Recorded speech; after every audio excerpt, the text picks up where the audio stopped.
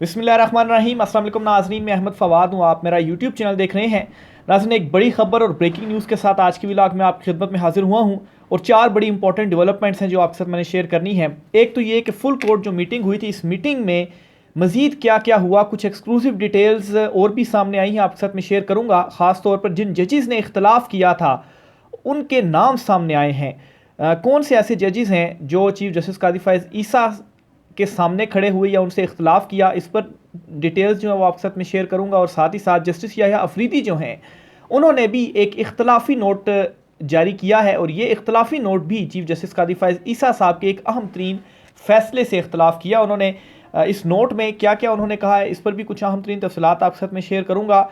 और दूसरे नंबर पर नाजरीन, जो कमीशन बनाया गया है हुकूमत की जानिब से, ये कमीशन बनते साथ ही मुतनाज़ हो गया है।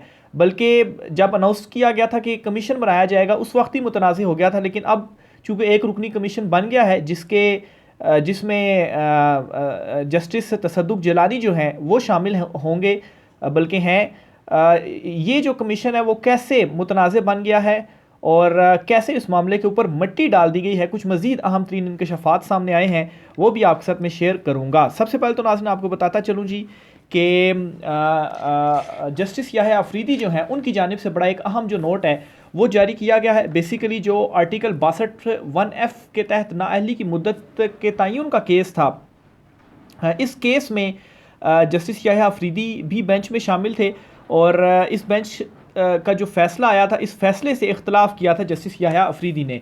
उनका नोट है वो मैं आपके सामने मुख्तसर सा रखता हूँ जी।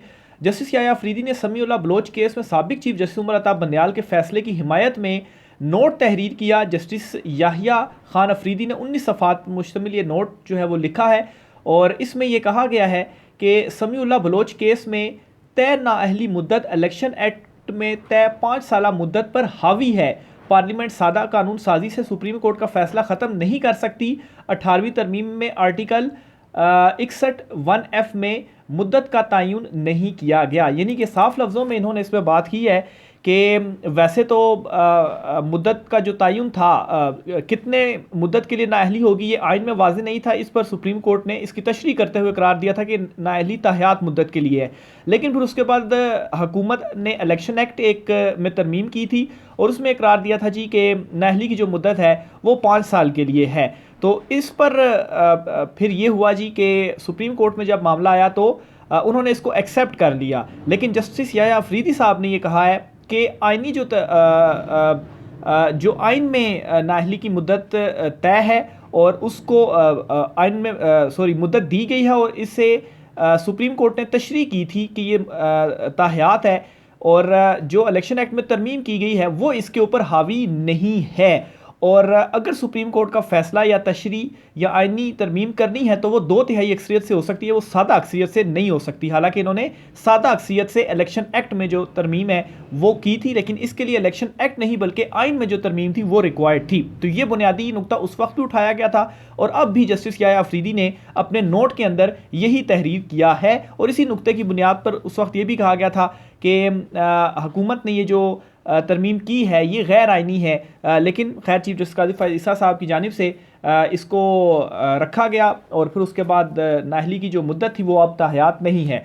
जस्टिस याह्या अफरीदी ने नोट में तहरीर किया कि 18वीं तरमीम का जायज़ा लेते हुए मोहतात रहना चाहिए। 18वीं तरमीम सियासी जमातों ने मुतफ़िक़ा तौर पर मंजूर की थी। समीउल्लाह बलोच केस के मुताबिक नाअहली कोर्ट ऑफ लॉ का डिक्लेरेशन बाकी रहने तक समीउल्लाह बलोच फैसले के मुताबिक भी नाअहली ताहयात नहीं थी। नोट में कहा गया कि मेरी राय में सुप्रीम कोर्ट का नाअहली से मुतल्लिक साबका फैसला कानूनी तौर पर दुरुस्त है। चीफ जस्टिस उमर अता बंदयाल साहब वाला सुप्रीम कोर्ट का साबका फैसला तयशुदा असूलों और पार्लिमानी सोच का अकास है। मेरी राय में समीउल्लाह बलोच केस का फैसला दुरुस्त था। तो बहरहाल ये जो एक इख्तलाफी नोट है उस फैसले का वो जारी किया गया है। इसी के साथ ही नाज़रीन, जो फुल कोर्ट इजलास हुआ था, इस इजलास में 3 जजिस के हवाले से इस वक्त जो बाखबर हल्के हैं वो दावा कर रहे हैं कि इन्होंने जो इख्तलाफ था वो किया था चीफ जस्टिस कादी फ़ाइज़ ईसा साहब से। वैसे तो मज़ीद जजिस भी हैं लेकिन 3 जजिस के जो नाम है वो इस वक्त सामने आ रहे हैं। बाखबर हल्कों का दावा है जी कि जस्टिस मुनीब अख्तर साहब, जस्टिस अतर मिनल्ला और जस्टिस शाहिद वहीद जो हैं इन्होंने इख्तलाफ किया था। इख्तलाफ किस चीज़ से? ज़ाहिर सी बात है वो जो शहबाज शरीफ से मुलाकात और वो जो कमीशन वाला मामला था बनाने वाला, और इन जजिस का ये मानना था कि इसे जुडिशरी साइड पर देखा जाना चाहिए, और ये उन 6 जजिस के साथ थे। और ये भी वाज़ेह करता रहूँ कि उस इजलास के अंदर उन 6 जजिस को हीरो भी करार दिया गया था उन जजिस की जानिब से जिन्होंने चीफ जस्टिस कादी फ़ाइज़ ईसा साहब से इख्तलाफ किया था। तो ये जी 3 इंपॉर्टेंट नाम हैं। जस्टिस मुनीब अख्तर जो हैं वो तो पहले से ही उनकी जो सोच थी वो डिफरेंट थी। जस्टिस अतर मिनल्ला जो हैं वो शुरू में उनकी और चीफ जस्टिस कादी फ़ाइज़ ईसा साहब जो हैं उनकी सेम सोच थी, लेकिन फिर बाद में इख्तलाफात हुए, उन्होंने कुछ नोट भी जारी किए, फिर बेंच 1 से भी वो अलहदा हो गए। वो अब दूसरे बेंचेस में जो है वो बैठते हैं। और जस्टिस शाहिद वहीद जो हैं उनके हवाले से भी यही एक ख्याल है कि वो भी, उनकी भी जो सोच है वो जस्टिस मुनीब अख्तर की जो सोच है उससे वो मैच करती है, और जस्टिस कादी फ़ाइज़ ईसा जो हैं उनसे वो इख्तलाफ रखते हैं। तो ये कुछ नाम सामने आए हैं। मज़ीद जजेस में अगर आप अज्यूम करें जो कुछ हैपनिंग्स होती आ रही हैं सुप्रीम कोर्ट ऑफ पाकिस्तान में गुज़श्ता कुछ सालों से, उनमें जस्टिस आयशा मलिक का नाम लिया जा सकता है। वो जो हैं जस्टिस मुनीब अख्तर, उनकी जो सोच है उसके साथ वो मुताबिकत रखती हैं। तो बहरहाल ये कुछ जजेस हैं जिनके हवाले से सामने आया है कि इन्होंने जो इख्तलाफ है वो किया था। बहरहाल इनका जो इख्तलाफ है वो अपनी जगह पर फ़ैसला तो हो गया है, और साबिक जो जज थे सुप्रीम कोर्ट के ही जस्टिस तसद्दुक़ जिलानी साहब, उन्हें एक रुकनी जो कमीशन था वो बना दिया गया है, और एक रुकनी है तो वही सरबराह हैं और वही सब कुछ हैं। तो बहरहाल TROs के ऊपर और इस कमीशन के ऊपर बहुत सारे सवालात उठ गए हैं और मुतनाज़ा हो चुका है ये। और मुतनाज़ा किस तरीके से, देखें एक बात आप जहन में रखें, पहले भी इस हवाले से एक वीडियो में मैंने आपसे कुछ डिटेल शेयर की थी कि एक रिटायर्ड जज, क्योंकि जो कमीशन बनाया जाता है उस कमीशन में जजिस को या जो भी कोई इसमें होगा उनको तलब किया जा सकता है, ये इख्तियारात में दिया जाता है। और अभी TROs बने नहीं है, TROs तय होंगे, लेकिन TROs वाले मामले के ऊपर मैं आता हूँ, वो भी बड़ा इंपॉर्टेंट है, क्योंकि वो जो TROs हैं वो किसने बनाने हैं, वो लॉ मिनिस्टर ने बनाने हैं और अटॉर्नी जनरल ने बनाने हैं। और जो TROs होंगे उन TROs से ये कमीशन बाहर नहीं जा सकता। यानी कि अगर TROs ही इस किस्म के हों कि आपको ये सबूत दिखाने पड़ेंगे, और अगर आपने ये सबूत नहीं दिखाए तो आप के जो बयानात हैं, आपके जो इल्ज़ामात हैं, उनको वो नहीं एक्सेप्ट किए जाएंगे। मिसाल के तौर पर ये जो कहा गया जी, एक इल्ज़ाम था कि ब्रदर इन लॉ को एक जज साहब के उठाया गया, उनको बिजली के जो करंट थे वो लगाए गए। उसके हवाले से अगर कहा जाए कि जी आपने कोई ऐसी फुटेज दिखानी है या कोई ऐसा सबूत दिखाना है जिससे ये प्रूव हो जाए कि वाकई उन्हें उठाया गया है और किसने उठाया है, इसका भी सबूत दिखाएं। ज़ाहिर सी बात है फुटेज उनके पास कहाँ से आएगी, तो अगर वो TRO में तय कर दिया जाए तो इसका मतलब है वो इल्ज़ाम ही प्रूव नहीं हो सकता। तो मामला जो है वो खुडे लाइन या मट्टी पाव वाला हिसाब हो गया। बहरहाल अभी TROs तय होने हैं, लेकिन ये इन दोनों ने करने, और ये हुकूमत का हिस्सा है, और इल्ज़ामात या चार्जशीट किसकी है वो भी इसी हुकूमत के ऊपर ही है, और यही हुकूमत TROs भी बनाएगी। बहरहाल वापस आता हूँ जी कि ये जो कमीशन है ये तलब कर सकता है, ज़ाहिर सी बात है अभी जजिस को भी तलब करेगा, या इसमें और जिन लोगों के नाम लिए गए अगर उन लोगों को भी तलब किया जाता है। अब यहाँ पर मसला ये है कि एक साबिक जज सिटिंग 6 जजिस को तलब करेगा, और उनसे अगर पूछताछ करनी है, सवालात करने हैं, उनके लगाए गए इल्ज़ामात के हवाले से उनसे पूछा जाए, तो इसमें सवाल ये है कि क्या एक साबिक जज एक सिटिंग जजिस को बुलाकर ऐसे कर सकता है इंक्वायर। और फिर दूसरे नंबर पर ये जो कमीशन है, इस कमीशन के हवाले से अनाउंसमेंट की है जी शेर अफजल मरवत साहब ने कि हम इसको चैलेंज करेंगे। अगर इस्लामाबाद हाई कोर्ट में ही चैलेंज होती है, और इस्लामाबाद हाई कोर्ट में यही 6 जजेस इस्लामाबाद हाई कोर्ट के ही जजेस हैं ना जिन्होंने ये जो लेटर था वो लिखा, तो उन्हीं के सामने मामला हो सकता है कि चीफ जस्टिस आमिर फारूक साहब उनके सामने ये दरख्वास्त लेकर ही ना जाएं। लेकिन खैर उन्हीं जजेस ने लिखा और उन्हीं जजेस को तलब किया जाएगा, और फिर उन्हीं जजिस के सामने इंक्वायरी कमीशन चैलेंज होगा। अगर वो इस इंक्वायरी कमीशन को उड़ा दें तो फिर क्या हैसियत होगी। तो ये कुछ सवालात हैं जिनके अभी तक जवाब नहीं मिल सके, और इसी वजह से ये मुतनाज़े बन चुका है कमीशन। और इसको जो भी बड़ा कानूनी माहिरीन है उनसे अगर सवाल किया जाए तो वो यही कहते हैं कि ये मतलब है कि मट्टी पाव वाला ये मामला है। ज़ाहिर सी बात है अब ये कमीशन बन गया है, अभी कमीशन बुलाएगा, रिपोर्ट मुरतब करेगा। अच्छा फिर इसमें यह भी है कि जो रिपोर्ट मुरतब करके पेश करेगा हुकूमत को या जिसको भी, तो क्या इस रिपोर्ट की बुनियाद के ऊपर कोई कार्रवाई की जाएगी या नहीं की जाएगी, या इस रिपोर्ट को पब्लिक किया जाएगा या नहीं किया जाएगा, या कब तक ये इंक्वायरी मुकम्मल करके अपनी जो रिपोर्ट है वो पेश कर देगा। फिर तसद्दुक जिलानी साहब जो हैं साबिक जज, जिनको कमीशन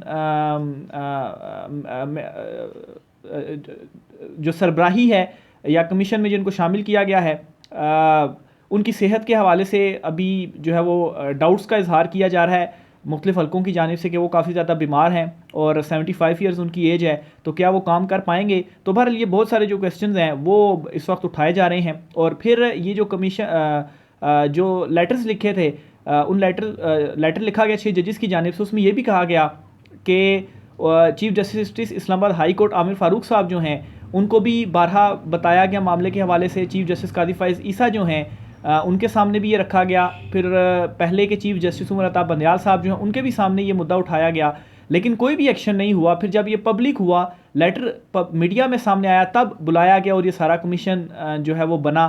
तो क्या फिर ये जो कमीशन है चीफ जस्टिस साहिबान को भी बुलाएगा, यानी कि चीफ जस्टिस आमिर फ़ारूक साहब, चीफ जस्टिस कादी फ़ाइज़ ईसा साहब और फिर इसी तरह से साबिक चीफ जस्टिस उमर अता बंदयाल साहब, उनको भी फिर ये बुलाएगा। और फिर इसमें ज़ाहिर सी बात है एजेंसीज़ के हवाले से जिक्र किया गया, तो क्या जो जर्नेल हैं उनको भी फिर ये कमीशन बुलाएगा, क्योंकि ये पावर्स तो होंगी कि आप बुला लें, बुला सकते हैं और इंक्वायरी कर सकते हैं। तो इंक्वायरी किस तरह से होगी, दोनों एंड से होगी। तो क्या फिर वो जो कमीशन है वो इनको बुला पाएगा।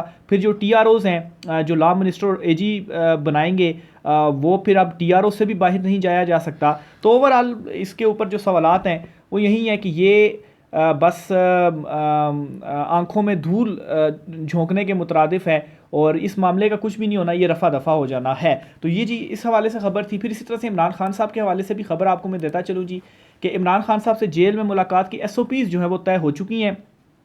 पहले इतनी ख़बर जो है वो सामने आई थी कि इमरान खान साहब की मर्ज़ी से जो मुलाकात करना चाहता है, इमरान खान साहब जिसको कहेंगे वो इमरान खान साहब से खाली मुलाकात कर सकता है। ये सुप्रीडेंट अडयाला जेल और इमरान खान साहब के दरमियान तय पाया है।